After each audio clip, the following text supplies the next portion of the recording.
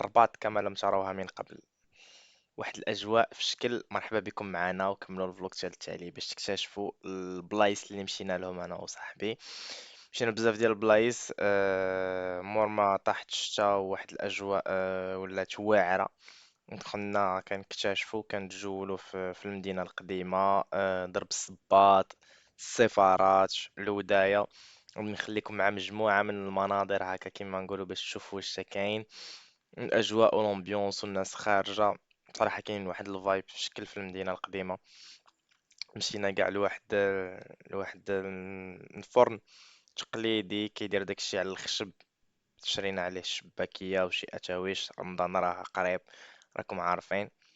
أه، المهم غادي نخليكم تشوفوا كاع واش تا كاين. داكشي الا بيان.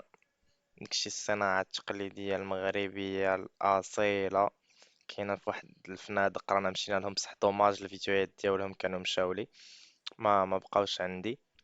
المهم هنا هذا هو الدرب اللي كاين في هذاك الفران، سميتو فران السباعي على ما اعتقد. راه قديم صراحة وعندهم شي حاجة كاليتي.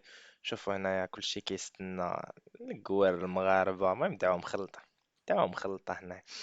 أم، منارة السباعي، عندهم شي حاجة اللي صراحة كاليتي زوينة، بري شوية، ولكن المهم مزايد على مقارنة مع لي كونكورون، بصح شي حاجة كاليتي زعما الرابور كاليتي بري هو هذاك.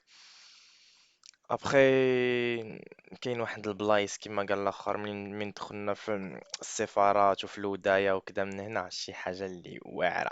المهم ما نطولش عليكم، نخليكم مع الفيديو. الا وصلتوا لهنا حتى لهنا ما تنساوش ابوني وفعلوا الجرس واستناو الجديد. ومرحبا بكم في لي لايف ديال كل ليله اللي كنديرهم.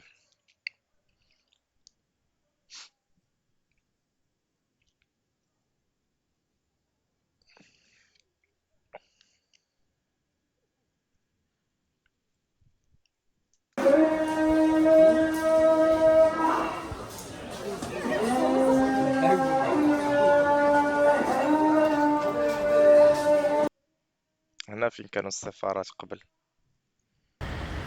هذه الخرجه تاع كيما نقولوا الدرب. الدخلة ديال الوداية، هذه هي الوداية. هادو المدافع القدام من هنايا. هنا الدخلة ديال الحديقة، غادي ندخلو للحديقة.